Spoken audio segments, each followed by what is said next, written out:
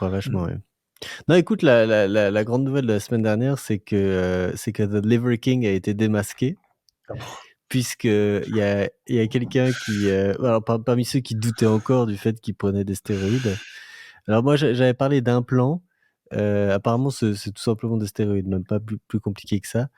En fait, je sais pas dans quel cadre il échangeait, mais il a envoyé un email à quelqu'un où il expliquait un peu quelle était sa stratégie pour réussir sur Instagram, ou sur les réseaux en général, de faire de lui une marque. Et puis il a donné toute la liste des substances qu'il prenait, parce que comme il a 45 ans, il prend ce qu'on appelle des hormone replacement therapy, ou un truc comme ça, HRT. Et ce qui est d'ailleurs aussi ce que prend Joe Rogan et d'autres. Mais la question, c'est un sujet qui m'intrigue déjà depuis un certain temps, notamment avec The Rock, Dwayne Johnson. Tu vois qui Ouais. c'est, hein? Tous ces gens, il y a lui, il y en a un autre qui est aussi assez connu à Hollywood qui s'appelle Chris Hemsworth, un Australien, qui joue toujours des rôles de super-héros hyper baraques. Et c'est curieux, en fait, longtemps ça m'a intrigué, c'est de me dire, tous ces gens qui font semblant de pas prendre des stéroïdes alors que pourtant ça se voit comme le nez au milieu de la figure. Alors, c'est très rare qu'ils l'admettent. Et même très souvent, ils vont jusqu'à soit mentir comme le faisait The Liver King, soit ils vont faire enfin, brouiller les pistes. Par exemple, Chris Hemsworth, tout le monde s'est rigolé quand il a sorti une application de fitness où tu pouvais faire, je sais pas, des petits abdominaux sur le sol, etc. Et puis qu'après on mettait la photo du gars qui est baraqué comme un bœuf, et puis on te fait croire que c'est comme ça que tu vas y arriver. Et puis dans tous les magazines, la Men's Health, à chaque fois qu'il y a un film qui sort avec je sais pas quel acteur, il va dire: «Ah oui, alors mon secret c'est», alors à chaque fois en fait je pense qu'il doit avoir une discussion avec son entraîneur ou avec je sais pas qui, et à chaque fois c'est: «Alors c'est quoi votre secret?» «Alors moi mon secret c'est les brocolis». Et puis il y a l'autre, c'est: «Moi mon secret c'est que je m'entraîne tous les jours à 5 heures du matin», ou chacun a son truc. Et puis en réalité derrière, Ils prennent tous des à médocs. chaque fois, enfin si ouais, exactement. Et donc il y a sur internet beaucoup de gens qui sont spécialisés dans ça, pour chercher, pour avoir des informations fiables, il faut taper le nom de la personne et puis natty pour natural, ou or not. Et puis quand les gens parlent de juice par exemple, ça veut dire généralement que la personne prend quelque chose, quand ils soupçonnent que they're on the juice, ou un truc comme ça. Donc j'en ai discuté avec Stan Leloup justement de Marketing Mania un jour, parce qu'il avait fait un truc sur The Rock, en disant qu'il était si extraordinaire, etc. Et que je lui ai dit: «Mais finalement, pourquoi est-ce que tu as pas parlé du fait qu'il est quand même assez évident qu'il est pas du tout naturel, enfin, qu'il prend des stéroïdes?» Et puis il disait en fait, Stan disait: «Ah non, mais en fait on s'en fiche, la plupart des gens, soit enfin la plupart des gens ne le savent pas.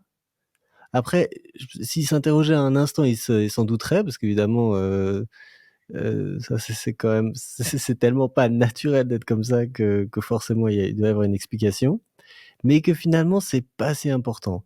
Or c'est paradoxal, parce qu'évidemment la raison pour laquelle ces gens sont connus, c'est parce que ce sont des bêtes de foire, des saltimbanques, comme on en parlait depuis déjà quelques semaines, qui sont exceptionnellement quelque chose, beaux, grands, baraques, etc. Et puis c'est aussi ça qui leur a apporté leur succès, et le fait que personne ne remette en cause derrière que le fait que ce soit complètement artificiel. Moi, ça me rappelle un peu le bénéfice du doute qu'on donne aux vendeurs de voitures. On sait qu'ils mentent un peu, bon d'accord, OK, ça va, Ou aux mais bon, sportifs. on va que ça oui, à propos de quoi? Je sais pas, les cyclistes, par exemple, tout le monde sait qu'ils sont un peu, qu'ils sont très probablement dopés. Ah Pour oui, ceux qui se font pincer, c'est la honte. Pareil pour les footballeurs, pareil pour, enfin, c'est pas parce qu'il y a il y a des performances sportives, performances physiques qui sont proprement incroyables. ouais. Alors, il y en a quelques-uns pour qui c'est pas tout à fait, il y en a quelques-uns où c'est vraiment, c'est pur, etc. Mais bon, c'est un vieux débat, hein. Ah oui, oui, Où donc commence le dopage? ouais. Voilà, où commence le dopage? Ouais, c'est ça, ouais. Non, non, c'est effectivement, Moi, je parle bon, c'est vrai que c'est sportif, hein, tu as raison, en soi, leur performance, elle paraît vraiment extraordinaire.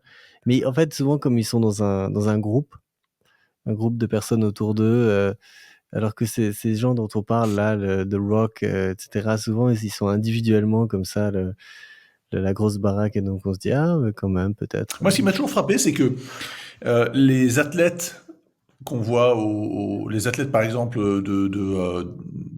de lancer de poids ou de lancer du javelot ou les haltérophiles, ceux pour qui la musculature massive est très importante, ou même les boxeurs, ne sont jamais bâtis et sculptés comme ces bêtes de foire. Comme ouais, tu vois, un haltérophile, c'est un fort des halles, quoi. C'est-à-dire, il a probablement une masse de graisse aussi, sans doute. Et je crois que les boxeurs aussi, parce que t'as de la masse en plus, et donc ça te donne du poids et donc de l'énergie cinétique. Euh, et ils ont pas ces physiques de statues. Or, les Hercules des statues, je me souviens des statues à Naples. Enfin, on peut penser à mmh, beaucoup de statues antiques ou plus récentes, où là, effectivement, les modèles sont sculptés comme les bodybuilders qu'on voit aujourd'hui. Où là, l'idéal ouais, esthétique est clairement la statuaire antique. Ça s'appelle, il y a ça même un mot, j'ai découvert ça, c'est la calisthénie. La calisthénie, apparemment, c'est donc kalos, ouais, beau, esti, enfin la sensation. Bon, en tout cas, le beau corps sculpté comme ça s'appelle la calisthénie traditionnellement. Mais ça sert pas au sport. Ça sert à la pure beauté. Et ouais. Bah, la calisthénie aujourd'hui, ça désigne les gens qui font de la musculation, mais sans ce qu'on appelle au poids de corps. Ah C'est-à-dire ok, sans, tu m'apprends quelque chose. heu, c'est très, très, populaire, dans l'ancien bloc soviétique parce que, ils ont souvent des cages à singes dans les cités, et donc on peut facilement faire des tractions et cetera et tout ça, ça s'appelle Ah, ok. c'est encore utilisé comme nom, la calisthénie, en distinguant de la vraie, des salles de musculation. Mais ouais, en fait, la définition du corps, est pas du tout la même, chez ces gens, et je pense qu'ils pourraient le faire aussi, hein, beaucoup de ces alors, ils vont pas, la manière dont s'entraînent ceux qui sont vraiment très, très musclés pour des concours, ils ciblent aussi certains muscles, qui vont peut-être pas du tout intéresser, quelqu'un qui est aux Jeux olympiques pour le lancer de poids.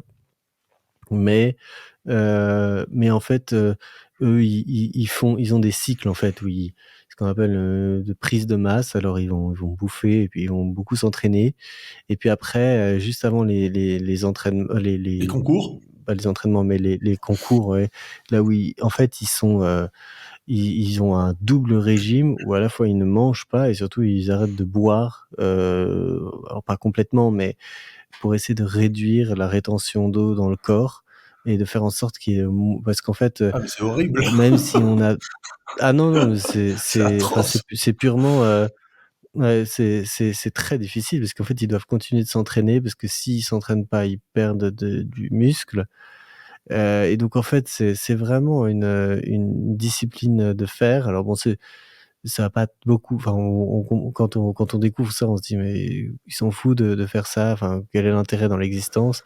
Je dirais que peut-être l'intérêt, c'est qu'à partir du moment où on est capable de faire ça, on est aussi capable de faire pas mal d'autres choses parce qu'il faut quand même avoir une sacrée discipline pour manger tous les jours, je sais pas, X grammes de dinde, X grammes de riz, plus, ces 5, sa protéine en liquide et cetera. Enfin tous ces trucs, c'est vraiment pas du tout le raffinement, la gastronomie et puis ensuite, continuer à s'entraîner, soulever des charges très lourdes. Alors pour ceux qui sont dopé, évidemment, je suppose que c'est plus facile, enfin, ou du moins qu'ils voient des résultats.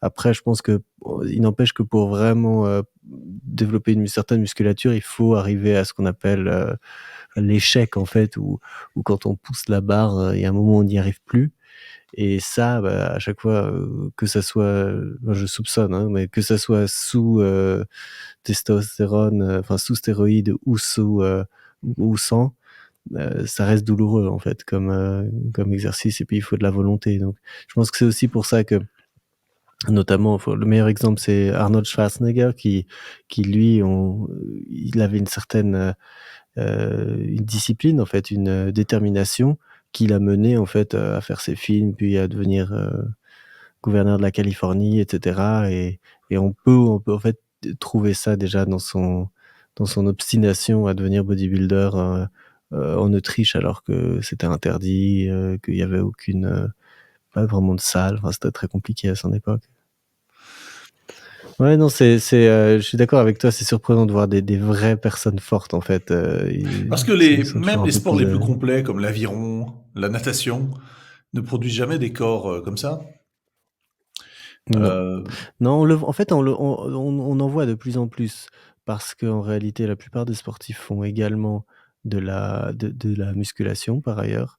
Donc tous les Cristiano Ronaldo et cetera, en fait, ils passent beaucoup de temps, à la salle de musculation et donc en fait, bah, ils vont entraîner certaines parties du corps Ils sont pas censés qui travailler au font que foot. quand ils ont ouais, c'est ça, oui, je pense notamment, les bras, enfin peut-être on a besoin des bras pour courir mais bah, oui, quand on regarde, Cristiano Ronaldo torse nu, alors non seulement il est très sec, ce qui est évidemment, contrairement aux gens du lancer de poids, mais bon, c'est aussi quelqu'un qui a besoin de faire beaucoup d'exercices cardiaques, enfin, quand il court, dans tous les sens. Donc ça fait maigrir, mais il reste quand même assez musclé et je pense que c'est surtout dû à J'étais ça. frappé. Enfin, en tout cas, c'est Pardon, j'étais frappé en voyant, oui. un parce qu'ils sont pas tous comme ça, hein, mais je voyais un Griezmann, cet attaquant, enfin ce footballeur français là, milieu de terrain, je sais plus quelle est sa place, qui lui en revanche n'est pas n'a pas du tout les épaules larges, il a la poitrine assez plate, bon il est évidemment très bon Ah oui. sportif, mais il donne pas du tout l'impression, d'être, il a pas les épaules larges, il a pas des gros bras. Un Mbappé Mmh. fait certainement de la musculation, mais un Griezmann, il donne pas du tout cette impression. Et ils font pas tous Ouais, ça. ouais et puis en plus, ouais. Non, c'est vrai et puis même quand on regarde les combats de MMA, comme, c'est devenu très à la mode ces dernières années, on remarque que par exemple le champion là, de N Nurmagomedov ou Nurmagomedov, je sais plus quoi, enfin il vient Du Caucase. hem, du Caucase évidemment, et lui, il est très, très b enfin bon, c'est un il ressemble pas du tout aux autres, qu'on a l'habitude de voir comme, O'Connor et il est très fort, hein, mais il est pas impressionnant. Enfin, il fait pas vraiment la couverture d'un magazine. Enfin, ce qui est impressionnant avec lui, c'est quand il met sa toque en peau de mouton là, c'est typique de la région, une toque blonde comme ça. Évidemment, ça lui donne une sacrée dégaine. Mais, ouais, tu as tout à fait raison que c'est pas du tout il y a pas tellement de corrélation entre la capacité à être, bon sur le terrain et cetera et puis ce physique Je pense aussi aux et alpinistes, hein, inversement qui sont ah oui, comme un peu comme les coureurs de fond, quoi. C'est des types qui sont pas du tout, enfin le grand champion actuel en montagne. Pour moi, c'est pas de l'alpinisme. Enfin, même s'il en fait, c'est le Catalan Kylian, Kylian Jorret, enfin, je sais plus, ouais, c'est ça, ouais. Kylian Jornet, quelque chose comme ça. Et Mmh. qui même sur les jambes n'a pas du tout des cuisses énormes ni des mollets euh, en fait c'est pas du tout lié, la musculature ne permet pas du tout d'inférer des performances physiques particulières, en tout cas dans des sports aussi exigeants que les sports de montagne où il faut une endurance Ouais, et également une musculature très puissante, hein, pour exercer à des ouais. altitudes importantes où l'oxygène enfin, l'oxygène manque et où il faut développer des efforts très importants mais qui passent pas par la musculature. Il y a une vidéo marrante à ce sujet du youtubeur de musculation français là, Ah, tu suis des trucs que je connais pas moi. Thibaut Thibaut Thibaut InShape, qui, qui donc est enfin, tu vois qui c'est Pas à du peu tout. près ou non, pas du tout? Non, OK. Bon, c'est un gars qui s'est fait connaître par la musculation, mais en réalité aujourd'hui il couvre tout. Ça va de je vais passer une journée avec, je sais pas quel commando, à, je vais passer une journée, avec un prêtre, je vais passer une journée en prison, je vais passer une journée et il a décidé de gravir le Mont Blanc et alors lui, il est extrêmement baraqué. Alors il la menait pas Il est large, hein. complètement difforme, ouais, je suis en train de regarder ses vidéos, mais ah, quelle horreur! Ah là Ouais là. et Et donc en montant le alors, Mont Blanc, il et en était, fait ah oui, non, mais il était au bout de sa vie comme on dit et on aurait pu enfin moi j'aurais supposé qu'avec tous les squats qu'il fait, donc le travail des cuisses, que peut-être ça aurait pu lui permettre de monter le Mont Blanc comme on monte des escaliers. Mais en fait, à nouveau, c'est un autre truc, et les guides qui l'accompagnent, n'ont pas du tout son physique ni rien en fait, hein. C'est vraiment, quelque chose d'autre, c'est ouais, c'est surprenant.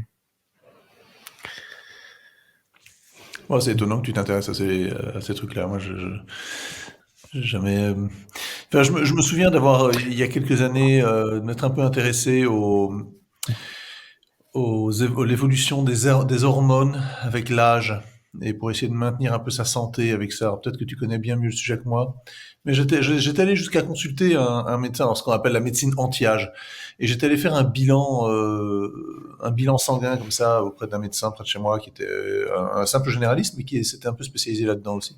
Je sais pas s'il avait beaucoup de patients qui faisaient ça. Il m'avait prescrit 25 ou 30 tests. Quand j'étais allé au laboratoire d'analyse médicale, la laborantine, elle avait jamais vu. Il y avait des trucs qu'elle avait jamais vu. Elle m'a dit, mais vous êtes très très malade pour qu'on vous teste là-dessus, là-dessus. Je dis, non, non, c'est juste que j'aimerais faire un bilan général. Genre, et je crois qu'il faut y Ouais. aller tous les ans, puis j'y suis pas allé, tout. J'ai pas suivi. C'était il y a 6 ans. Il Je faudrait que crois j'y que la retourne. théorie Tiens, je vais derrière peut-être le faire. ouais, la théorie derrière, c'est de mesurer les parce qu'en fait, Les variations, c'est bon, il y pas a les des niveaux normes absolus, c'est les ouais, variations. Oui. exact, ouais et puis essayer de compenser de cette manière-là. Heu, En fait, je connais le sujet comme ça de façon théorique, mais pas T'as beaucoup jamais plus que ça. pratiqué? T'as jamais fait de bilan comme ça? Non, j'avais fait plutôt un bilan sur, les vitamines et cetera pour, voir un peu mon dosage, de vitamine D et cetera. Mais pas plus, pas orienté hormones, après j'étais pas encore, peut-être, T'es trop inquiet jeune, de oui. l'âge, mais ouais. Mais cela dit, c'est maintenant qu'il faut le faire justement pour avoir ce niveau de base dont tu parlais et puis voir un peu dans quel sens ça évolue. Mais, ouais, je pense que enfin moi ce qui m'intéressait là-dedans, c'est, enfin, pourquoi est-ce que je m'intéresse au physique plus largement? C'est que, hem c'est en fait, c'est un peu un phénomène de mode, je pense. Moi, je suis arrivé à l'âge adulte à l'époque où les grands designers de mode étaient Hedi Slimane, John Galliano, Karl Lagerfeld et ils avaient vraiment, influencé très profondément la culture, de mon époque, hem, et l'incitant justement incitant tous les hommes à s'habiller de façon extrêmement, étroite, ce qu'on appelait skinny. D'être même, de pas développer de musculature et en fait, c'était vraiment la norme à l'époque, que ça soit pour les hommes ou les femmes. On parle des années 2000 et puis en fait, depuis, les canons de beauté, je pense que ça n'aura échappé à personne, ont fortement changé.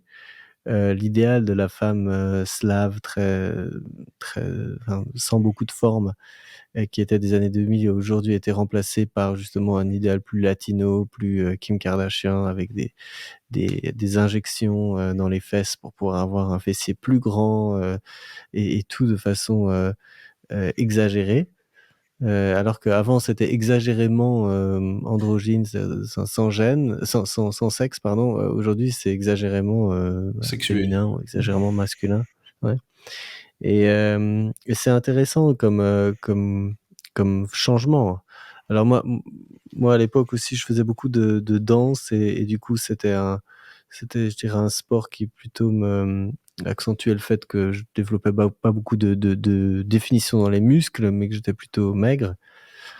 Mais néanmoins, je voyais que beaucoup de danseurs, étaient quand même très musclés, mais j'avais commencé à comprendre petit à petit que c'était pas par la danse, que c'était par la musculation qu'ils faisaient à côté et cetera. Et moi-même, donc n'étant pas très, n'ayant pas une grande carrure, j'ai commencé à me dire: «Bah, tiens, qu'est-ce qui se passerait si», enfin, quand je suis sorti de l'illusion que c'était en faisant, je sais pas, n'importe quel sport normal que j'allais en fait développer du muscle. Je me suis dit: «Bon, qu'est-ce qui se passerait si je commençais à aller, faire de la musculation, en fait?» Et donc c'est ce que j'ai fait et je dois dire que les résultats sont assez intéressants et c'est ça qui m'a incité à suivre ces gens, Qu'est-ce que tu fais comme à type de comprendre quels musculation étaient concrètement? Ça les consiste en quoi? les exercices.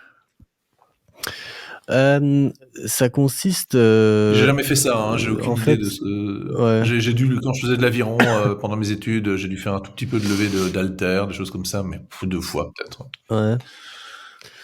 Je dirais que, les exercices que je fais, j'essaie de faire en fait les exercices les plus simples qui soient. Alors j'ai un gars avec qui je travaillais qui est vraiment un spécialiste de ça, qui m'a fait un programme il y a quelques années, qui couvre à peu près tout et donc je connais un peu tous ces exercices dans ma tête et puis je les répète et donc les choses vraiment de base, alors il y a le soulevé de terre, hein, qui consiste à avoir une barre, qui est sur le sol avec des haltères à droite et à gauche et puis on se met accroupi, on tend les bras et puis on pousse sur les jambes pour pouvoir se relever et avec ça, en général, on commence à, je sais pas, 40-50 kilogrammes, 60 kilogrammes.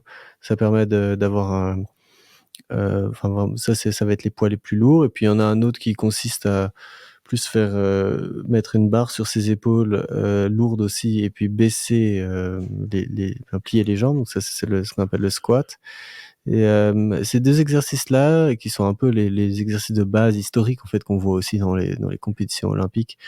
Je les fais assez peu parce que, hem, en fait j'ai naturellement des cuisses, très développées et puis, Ouais, je crois que c'est génétique chez nous ça. j'estime que ouais. Et donc en fait, bon, c'est pas vraiment ma préoccupation, mais à la salle, les femmes font de façon, en fait, c'est très drôle parce qu'à la salle, tous les hommes, Ah donc tu vas dans une favorisent salle de sport pour faire le ça? haut. Déjà, Oui, oui, pardon, OK, oui, j'ai pas ouais. précisé, oui, je vais dans une salle, hem, notamment parce que ça nécessiterait d'avoir un certain équipement, et je m'étais surtout inscrit, pour essayer pas parce que je m'entraînais avec la personne dont je parlais tout à l'heure qui m'a conseillé et puis aussi parce qu'il y avait un sauna dans la salle et c'était très important pour moi. C'était un peu ma récompense à la fin de la séance, d'aller faire un sauna, de me détendre, parce que c'est quelque chose que j'adore vraiment et hem et donc voilà, ensuite il y a un exercice que je fais beaucoup, c'est donc le développé couché que tout le monde connaît, hein, donc sur un banc, on prend une barre et on la monte et alors moi j'ai plutôt commencé par une variante qu'on appelle le développé halter, qui est en fait la même chose, mais on prend en fait deux poids libres, dans chaque main, puis on se met sur, le dos comme ça et on pousse et en fait, comme il y a pas de barre qui relie les 2 haltères, ça joue, beaucoup plus dans les bras en fait et ça fait beaucoup plus travailler des muscles stabilisateurs en fait dans tous les sens qui sont moins dans ces exercices qui sont plus, où il y a plus de carcan.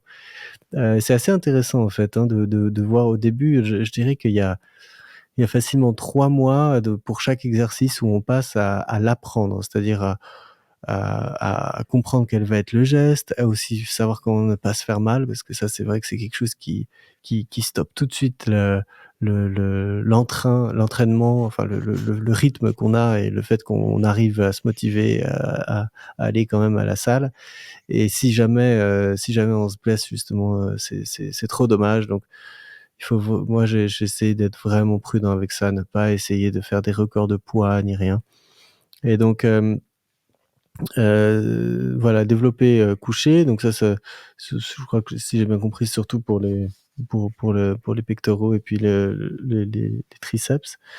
Enfin, me prenez pas comme, comme référence pour ce que ça fait exactement, mais ensuite, il y en a, il y a tous les exercices, spécifiques pour les triceps. Donc il y en a un où on est un peu en fait en gros à 4 pattes sur un banc et puis comme si on sciait du bois, on a une haltère Ouais, qu'on je vois, soulève ouais. comme ça en fait sur le côté. Ça, c'est un exercice assez typique, donc qui fait beaucoup travailler l'arrière des bras. Et puis il y en a un autre où il y a une machine qui est au-dessus de nous avec deux petites cordes qui pendent et on les tire comme ça vers le bas. Et ça aussi, c'est 2 exercices un peu équivalents, donc je fais ça. Je fais aussi ce qu'on appelle le développé, militaire, c'est-à-dire qu'on prend simplement une barre, et puis on la met ici, on lève les bras. Alors j'essaie jamais même en développé couché, j'essaie jamais de vraiment bloquer les coudes ou même même quand je soulève quelque chose de lourd avec mes genoux, j'essaie de pas bloquer les genoux parce qu'effectivement quand on les bloque, ça nous donne une certaine force. Mais j'ai l'impression que c'est pas très très bon en fait à terme parce que quand il y a des grosses charges, il vaut mieux que dépendre que le poids soit sur les muscles plutôt qu'on soit bloqué par une articulation en fait. Donc ça c'est quelque chose que je fais et puis je fais tous les exercices de traction donc je crois que c'est pronation, supination. Alors ça c'est très facile, et l'autre surtout plus on écarte les bras, plus ça devient difficile et donc souvent, en fait, les machines, elles ont une espèce de plaque qu'on met sous les genoux et qui permet on peut régler le poids et qui nous remonte un peu vers le haut, parce que c'est en fait assez difficile de faire ça. Et généralement, pour tous ces exercices, je fais 4 séries de 8 à 10 répétitions. Et quand Donc tu fais ça à quel rythme? je fais ça environ tous les 2-3 jours.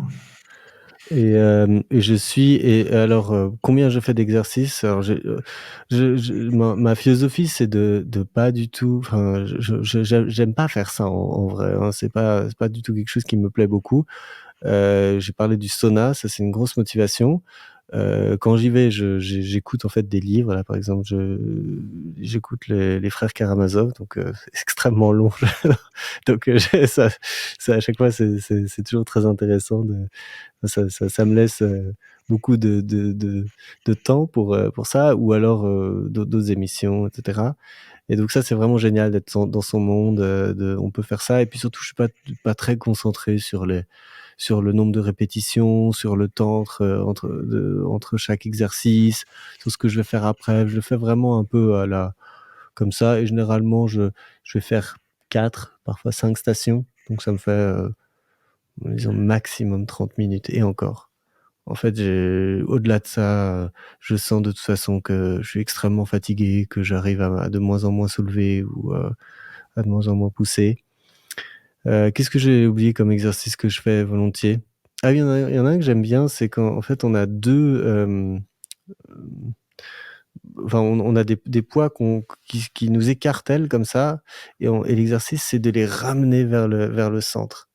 Et ça fait beaucoup travailler parce qu'en fait, j'ai compris que pour avoir de la définition sur les pectoraux, c'est-à-dire, en fait, on peut entraîner le haut des pectoraux ou le bas des pectoraux et puis quand ça commence à devenir un peu arrondi comme ça, c'est quand on entraîne plutôt le bas et ça marche surtout en faisant des exercices, justement où le bras il fait ce mouvement, en fait. Donc on est écartelé, on ramène les bras et puis je fais aussi, parfois avec des haltères comme ça, simplement pour les biceps. Mais en fait, ces biceps, ils sont très entraînés par les tractions et les tractions, j'ai remarqué qu'elles entraînaient aussi pas mal le dos et les abdominaux. Et il y a un exercice que j'aime bien faire, même si je trouve que c'est un des plus douloureux, je dirais, c'est les abdominaux à chaque fois. C'est alors soit la planche, donc simplement sur les coudes, un par terre droit, ou alors, ça c'est un peu ma version à moi, c'est que je mets les coudes sur une balle de gym et en fait, je fais des mouvements soit en haut à gauche, à droite, ou alors des cercles et cetera. Au début, ça fait très mal, après évidemment le corps s'habitue, mais ça, c'est un exercice qui permet vraiment de beaucoup travailler, mais bon, pour le ventre, On peut faire ce qu'on veut, le vraiment la seule manière d'avoir un ventre plat, c'est de moins manger et puis de faire des il paraît de ce qui est vraiment efficace, c'est de faire des exercices où on rentre le ventre, en fait. Parce que ces muscles qu'on entraîne quand on fait des abdominaux, apparemment, ça a pas tellement d'effet sur, que le ventre soit plat. Enfin, si on perd la graisse, oui, on va commencer à avoir les abdominaux, mais en réalité, le fait que quand on regarde de profil, le ventre, il sort, c'est plus parce que soit on a de la graisse, soit que en fait, les muscles qui retiennent le ventre à l'intérieur, ils sont un peu lâches. Donc, Ah, c'est pour ça qu'on dit que de je respirer par me le ventre, garde le ventre ah plat, oui. oui, Puisque tu fais fonctionner le ah ouais, c'est ça serait tu fais pas fonctionner étonnant, ouais. le oui, tu gonfles et tu tends, oui, comme ça pour, faire fonctionner le diaphragme, oui. Ouais. Donc, non, non, c'est Alors attends, je c'est te pose c'est une vraiment, question. Pourquoi est-ce que ouais, tu fais ça? vas-y. Donc, donc parce que je me trouvais un peu trop, gringalet, hem, je ça a évidemment un impact sur, mes rapports aux femmes, ou plutôt à ma femme. C'est-à-dire que, heu, je pense qu'il faut pas être un génie pour comprendre qu'en fait les femmes elles préfèrent les hommes qui sont forts. Et donc, bah, c'est quelque chose qui, enfin, je dirais qu'elle m'encourage. Hem et puis, je le fais aussi parce que ça fait un peu, alors, j'ai un peu moins l'occasion maintenant avec la famille, les enfants de faire des, enfin d'avoir des séances de sport régulières, et celles-ci justement me permettent de le faire un peu quand je veux.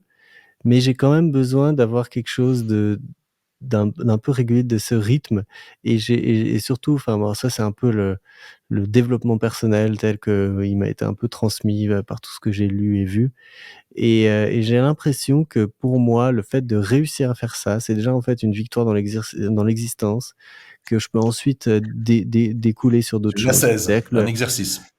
ouais, exactement, exactement, une ascèse, et donc, c'est comme ça que je le vois, avec à chaque fois un peu cette récompense, soit de pouvoir écouter quelque chose d'intéressant, un livre ou d'autres choses quand j'y suis, soit de pouvoir aller au sauna, et puis, ultimement d'avoir une certaine satisfaction de prendre soin de son corps. Je pense que tu connais l'adage, à 30 ans, on a le corps qu'on a, et à 40 ans, on a le corps qu'on mérite, Je connaissais c'est-à-dire pas que l'adage.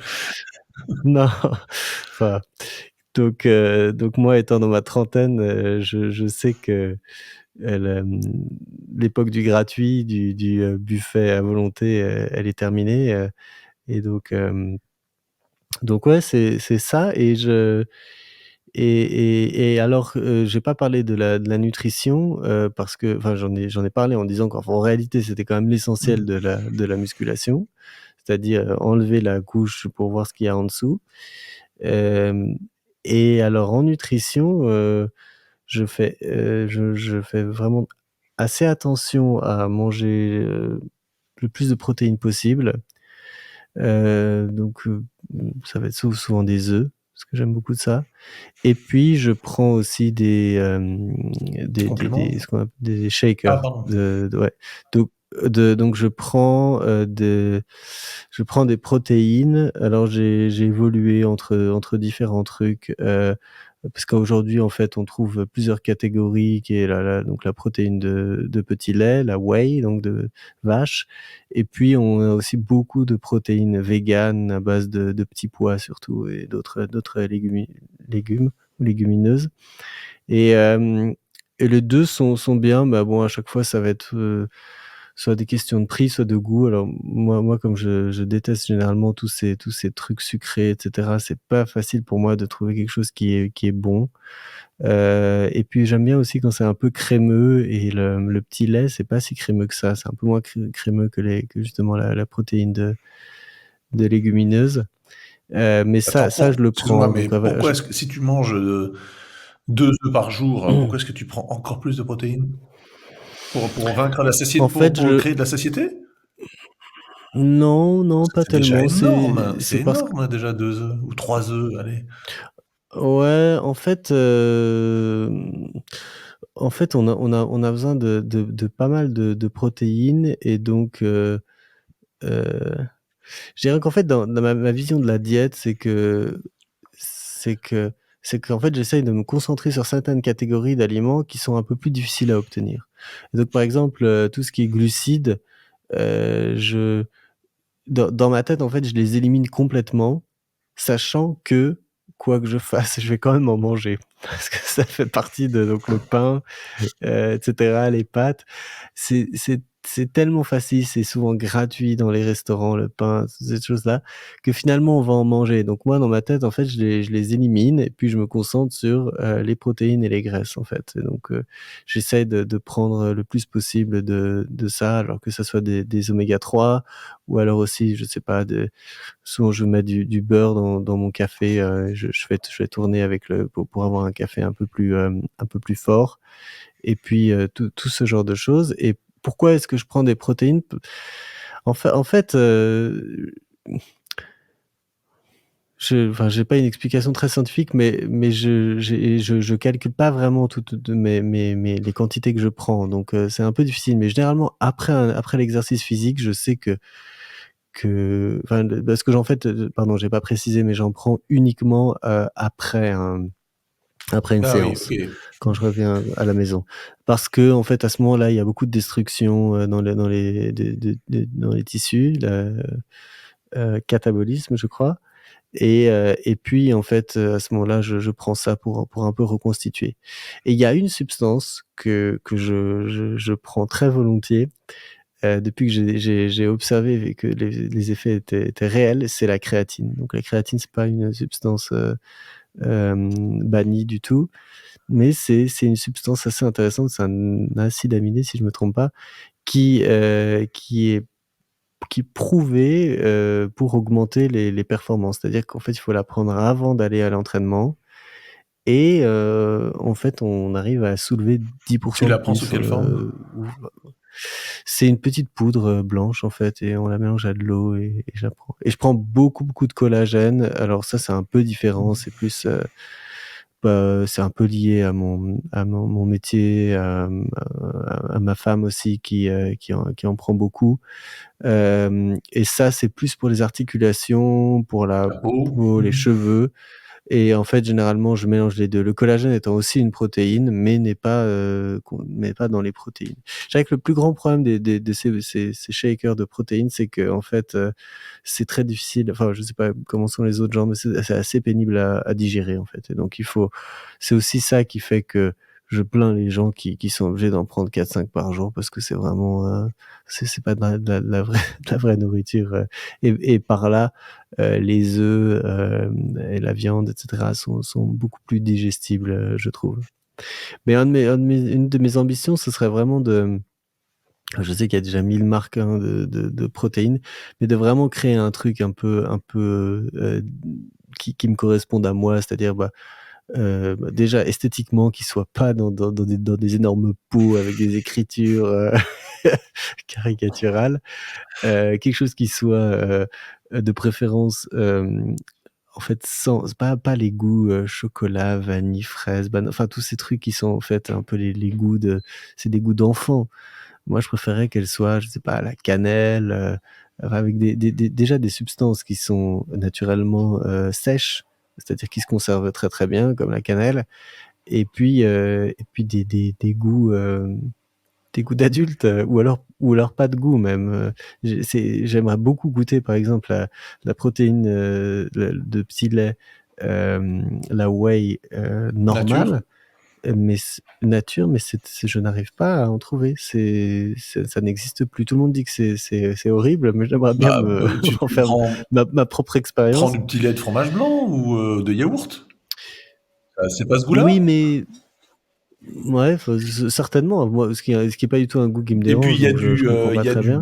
il y a le lait, ça existe le babeur, Le babeur, ouais, c'est ouais, ça en mais fait. ça non plus, c'est pas du tout pénible, Non, non, hein, c'est pas mauvais. donc Et puis c'est le goût naturel que tu ouais. recherches. Enfin, j'imagine, hein, ça Oui, voilà, c'est ça, il y a peut-être exactement. l'acidité, il y a C'est peut-être un moi peu, Marrant cela dit, ça doit être un ouais. peu acide, hein, j'imagine, naturellement. Voilà, mais je dirais qu'un des arguments qui moi m'a pas mal convaincu sur, ces histoires de whey, enfin de protéines de petit lait, c'est qu'en réalité, c'est de toute façon un sous-produit en fait de l'industrie, laitière et que donc en réalité, si c'était pas, ça, bah, il faudrait bien en faire quelque chose et donc finalement je s à ce titre-là, je trouve que c'est plutôt une bonne chose, tout comme par exemple le collagène est un sous-produit de l'industrie du cuir et puis de l'agroalimentaire des poissons. C'est-à-dire qu'ils récupèrent la peau, le cartilage et cetera et puis bon, alors c'est un processus, c'est quand même très transformé, hein, le collagène, surtout pour que retirer un peu le goût, dégueulasse. Alors Il je y a sais les pas bonbons exactement Haribo comment ça aussi, marche hein, pour qui sont pleins de collagène. plein de gélatine, ouais, exactement. Non, non, c'est tout à fait juste. Mais voilà un peu l'histoire de la nutrition, et Donc donc tu fais c'est vrai que ça, donc pour j'ai, résumer, tu fais ça pour des raisons esthétiques, des raisons, ouais. de santé. Ah, de santé, je dirais que Mmh c'est mh. plus enfin, d'après ce que tu me disais, c'est plutôt la nutrition qui, te permet de poursuivre ce but. Tu Oui, pas c'est mentionné ça les parce effets sur la santé de la musculation. c'est pas évident, enfin, il y en a certainement. Alors, il y a les endorphines, effectivement, je pense que de la même manière que Jordan Peterson explique qu'il faut, se tenir droit et avoir les épaules en arrière, bah, évidemment ça aide, quand on se muscle, pour le faire, en fait, pour se tenir droit. C'est vrai que c'est toujours, amusant de voir des rats, les rats des villes, enfin des personnes qui sont, au bureau toute la journée et qui justement ne n'ont jamais, soulevé un poids depuis depuis toujours et puis ont justement un peu ce profil en fait, ce corps qui est complètement mou, flasque, ça a une influence.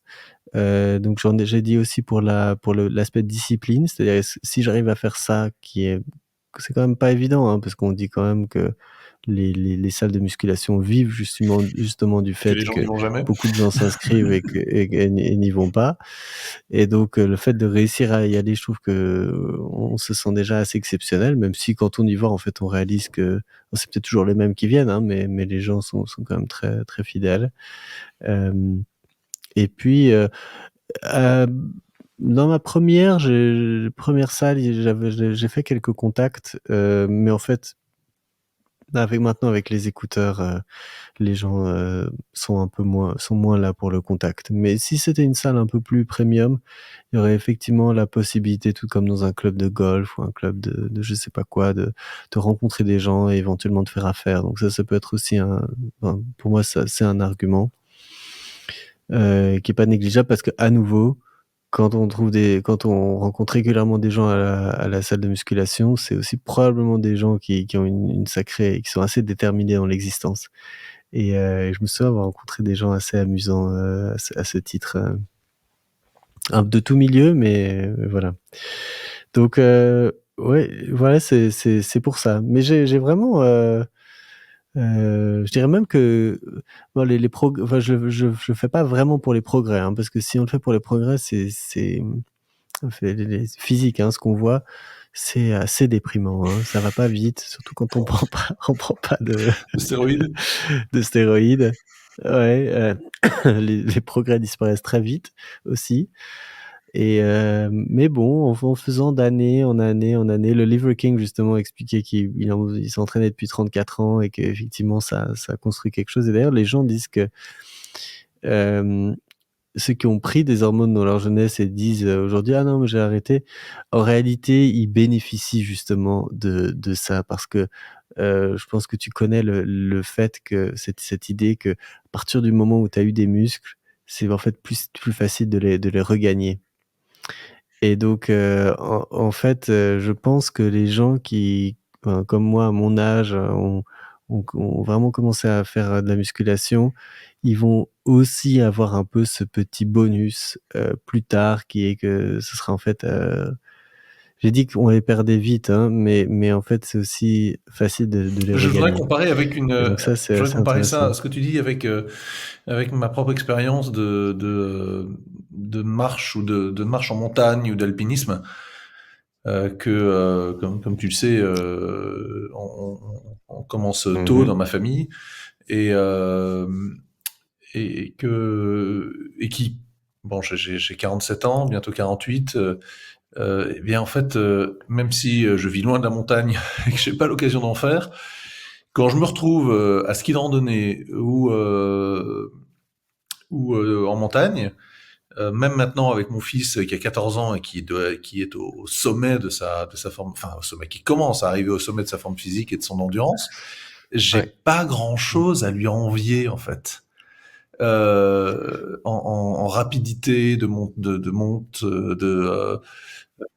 en En endurance, endurance, ouais. et en fait, ce sont des choses, même j'en fais rarement, mais comme tu dis, je pense que le corps, le cœur et l'esprit aussi, parce qu'il y a il y a de la Du coordination des mental, ouais. mouvements Ah oui, qui est pardon, oui. considérable. Je me souviens d'être descendu du Cervin.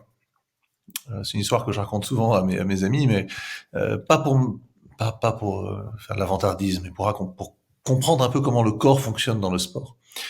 Le Cervin, donc le mont Cervin, qui est cette pyramide très, très célèbre de montagne suisse qu'on voit sur les plaquettes de Toblerone, enfin qui est vraiment une montagne extraordinaire, peut-être la plus belle Mmh. montagne du monde, est en réalité Ouais, un je tas de pense, cailloux euh, en équilibre, un tas de cailloux, c'est-à-dire que quand on le monte, bon ben on escalade des blocs de rochers de 50 centimètres, 1 mètre, 2 mètres, mais pas plus. Et quand on les descend, c'est très long. Donc on met la montée du refuge au sommet, c'est environ 4 heures, et la descente, c'est aussi 4 heures. C'est aussi long de descendre que de monter. Ce qui est rare en montagne, ah en oui. alpinisme. En général, la descente est plus rapide, on comprend pourquoi. Mais il y a pas Mmh. mal d'ascensions où en fait la descente est aussi fatigante et aussi longue. Et là, c'est très fatigant évidemment parce qu'on a non seulement on est à plus de 4000 mètres pendant plusieurs heures, mais surtout on a déjà une montée dans les pattes et ensuite il faut la descendre.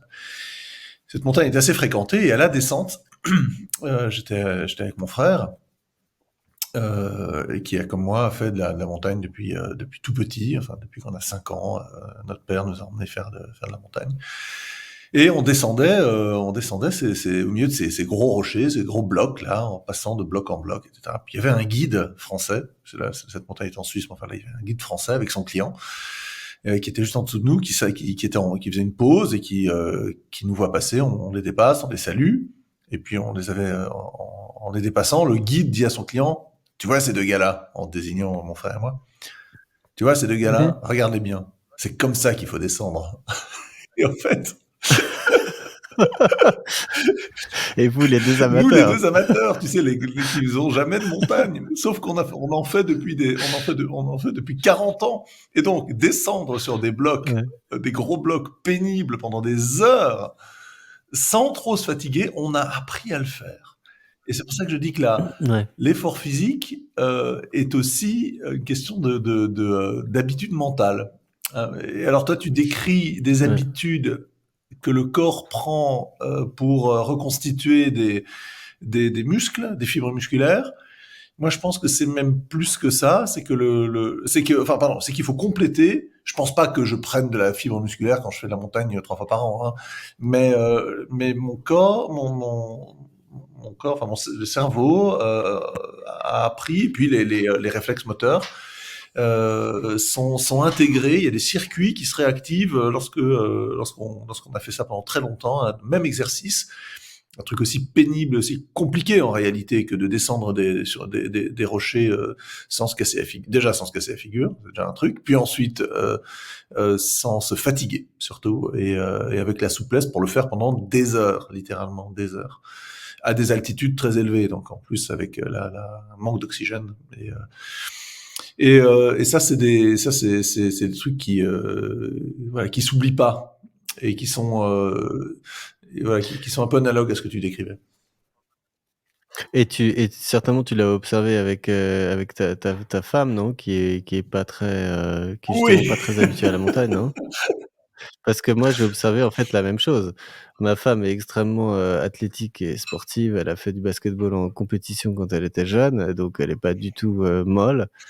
Mais il y a une injustice énorme, quand on fait de la montagne aujourd'hui ensemble, qui est que moi je me fatigue pas et particulièrement à la descente. J'ai toute une technique, qu'effectivement j'ai appris comme tu dis quand j'étais petit, que j'oublie pas, qui revient et cetera et en réalité je suis, très enfin j'ai une résistance que je ne soupçonne pas et puis c'est vrai que j'ai du mal aussi à me mettre à la place des autres et je pense que ça peut s'acquérir, hein, mais à l'âge adulte, mais c'est vrai que ça nécessite de Mmh. s'entraîner. Oui, c'est pareil pour ma femme aussi, qui est anglaise, qui a fait beaucoup de sport à l'école, à l'université. Elle faisait du football, même fait du rugby quand on voit son physique, mais beaucoup de ballet. Mais alors de la montagne, pas du tout. Alors en plus, elle aime pas ça parce qu'elle a peur. Et puis en plus, elle y est pas. Elle a peur parce elle est pas à l'aise sur des. Elle connaît pas les mouvements. Elle a pas intégré les mouvements. Et donc je suis très content de faire des choses comme ça à mes enfants parce qu'ils sont tout petits déjà. Il faut les habituer à faire des exercices comme ça. Alors ça, bon, je dis la montagne, c'est pour ceux qui aiment ça, mais c'est vrai de beaucoup d'autres. En fait, la montagne, c'est un sport. La marche en montagne, c'est un sport qui est quand même particulier, quoi. C'est pas comme de s'habituer à taper dans une balle de tennis ou je pense que c'est un sport de survie en fait. L'idée me vient en parlant. Je me dis qu'est-ce qu'il y a de supérieur? Eh bien, c'est un sport de survie parce qu'on peut se retrouver dans des situations et Ouais. l'histoire récente, c'est-à-dire des 100 dernières années en France l'a prouvé. On peut se retrouver dans des situations où on doit fuir sa maison et marcher et se déplacer pendant des jours et des jours. Et pas, alors pas toujours, bon, si on parle de 1940, bon, bah, c'était des plaines, mais peut-être qu'on peut se Mmh. retrouver à devoir traverser des montagnes.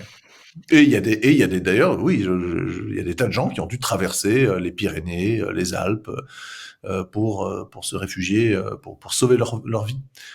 Et la montagne, je pense que c'est vraiment un très bon sport de survie pour ceux qui sont intéressés par la survie, par la- l'anticipation de situations extrêmes où on doit fuir, où on doit sauver sa peau.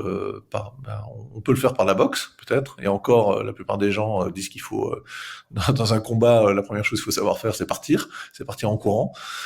Mmh. Donc, il reste alors la course à pied ou la marche de longue distance et et savoir avoir non seulement les ressources physiques et visiblement c'est pas la muscu qui le permet puisque tu décrivais ce blogueur Ouais. qui n'arrivait pas qui n'arrivait pas à monter le Mont Blanc et c'est pas difficile le Mont Blanc hein. C'est beaucoup moins difficile que le Cervin surtout la descente même si c'est Mmh. très long mais c'est beaucoup j'ai fait le Mont Blanc c'est vraiment le Mont Blanc c'est pas difficile du tout eh bien, ouais, la montagne, c'est l'alpinisme ou la randonnée, la grande randonnée, c'est-à-dire là où pas simplement marcher sur de la pelouse, hein, mais traverser des pierriers, passer des ressauts avec des sentiers très escarpés où il faut avoir le pied très sûr et ne pas glisser, ne pas tomber. Ça, c'est un bon exercice, ça. Ouais, je pense notamment, quand tu dis survie aussi, cette capacité à rester en bonne forme. C'est justement malgré les petits obstacles, qui sont partout, parce qu'en montagne, ils sont partout. De savoir, sauter de caillou en caillou et puis de mettre le pied où il faut, il y a une vraie intelligence, à savoir descendre un chemin, raide sans trop se fatiguer, sans se fouler la Et ne cheville et pas être cetera impressionné, il y a un et aspect psychologique aussi, ne pas être impressionné par le danger qui est réel, c'est-à-dire d'abord le précipice, évidemment, la crevasse, le mmh, précipice, euh, la falaise qu'on longe avec avec le tombant à côté, quoi, qui peut être très très grand, ou la crête, le fil sur lequel on marche avec à droite et à gauche des précipices. Ça c'est ou la pente simplement, hein, le sentier dans une pente très très raide. On était monté ensemble au Pakistan, un col là, un grand pierrier qui était extrêmement raide et c'était il fallait avoir la tête froide pour ne pas être impressionné par ça. Et Enfin, à l'altitude où on était, 5000 et quelques, moi je me souviens surtout que moi j'étais dans un état second, de toute façon, ah ouais? Non, moi donc j'avais pas je du tout. calculais Non, moi pas je me vraiment souviens, le danger. j'avais pas senti Ouais. l'altitude. Bon, à part le souffle qui était plus court, mais pas, Mmh. Oui, non, non, mais dans ce sens-là, hein, où en fait, 1 pas, 2 pas et cetera et puis, tu mais moi là je te rejoins pas sur cette histoire de enfin, certes, peut-être la montagne t'entraîne à ces dangers, mais en revanche, moi qui ai le vertige, et qui l'a ça se perd pas, et donc c'est pas malheureusement, c'est pas la montagne qui m'a empêché. Alors, si je suis suffisamment longtemps sur un mur, et cetera, je vais commencer à m'habituer un mais t'as peu jamais et fait donc à vraiment retrouver d'alpinisme. cette T'as certitude. jamais fait vraiment d'alpinisme, toi? T'as pas eu le goût, t'as pas eu le goût pour ça Bah, peut-être. Euh, qu'est-ce que bah, si, j'estime que j'en ai quand même fait. On est montés ensemble au râteau. Alors bon, je suis pas arrivé en non, haut, c'était pas avec moi. mais dans C'était les pas avec moi. écrins. Ah, c'est pas avec toi, pardon, excuse-moi. On est montés ensemble à comment ça s'appelle là? Le refuge d'Adèle Planchard et au-dessus, Oui, la grande ruine, oui. la Grande Ruine. Ouais, ça c'était très léger et puis, j'ai fait de l'alpinisme rando, il y a quelques années, dans le Mont Blanc. Hem, donc en fait, qu'est-ce que tu voudrais dire que j'ai pas fait, en fait et qui parce T'as que jamais tu as fait l'air de dire que d'escalade, t'as ça jamais fait de sous-entendrait que véritable ça escalade change en moins. falaise. T'as jamais fait de grandes fasses, de grandes courses. T'as jamais fait de grandes courses en fait. T'as pas fait la barre des écrins. Tu vois, Non, non, t'as pas fait de sommet facile parce que facile la barre des écrins, c'est pas très difficile. Le Mont Blanc, le Mont Rose. non, Euh, bon, pourtant on a fait des raids à ski ensemble qui auraient pu. Bon, c'est pas tout à fait la même technique, mais euh,